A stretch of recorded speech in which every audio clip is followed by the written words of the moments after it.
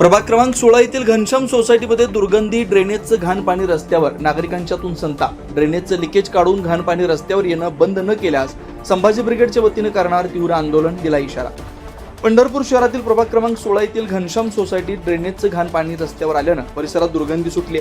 साचलेल्या घाण पाण्यातून नागरिकांना कसरत करत चालावं लागतंय, तर हीच अवस्था वाहनधारकांची आहे। या परिसरात राहणाऱ्या रहिवाशांना घाण पाण्याचा सामना करत त्यातूनच मार्ग काढत घरापर्यंत पोहोचावं लागतंय।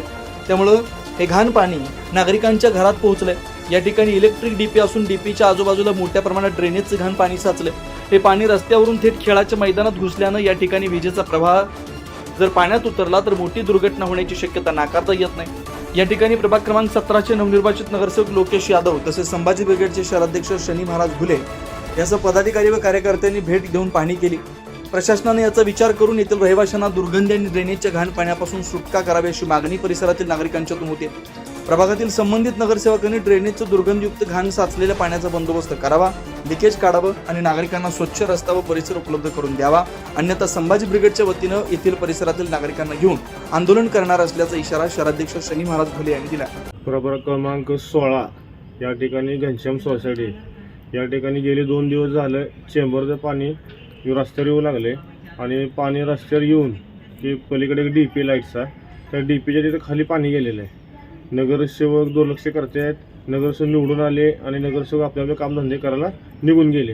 आपल्या अधिकाऱ्यांना फोन केला, अधिकारी लवकर ते दक्षता घेत नाहीत। माझं आणि त्या पाण्यातून लोकांना जाता येतात, तसंच ते पाय बुडल्यामुळं ते पाय असे आपलं बुडून घरापर्यंत लोकांच्या पाणी चाललं आहे। आणि त्याच्या पलीकडं जर हे काम जर नगरसेवकांनी लक्ष नाही दिलं तर प्रभागातल्या लोकांना घेऊन नगरसेवकांच्या घरासमोर तीव्र आंदोलन करण्यात येईल। संभाजी ब्रिगेडच्या वतीने नगरसेवकांच्या घरापाशी हे तीव्र आंदोलन करण्यात येईल, याची दक्षता घ्यावी।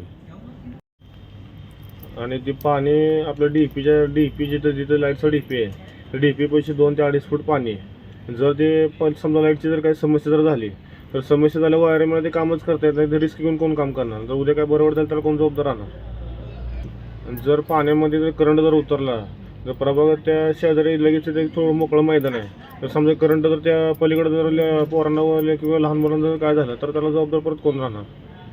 ते घेतले पाहिजे।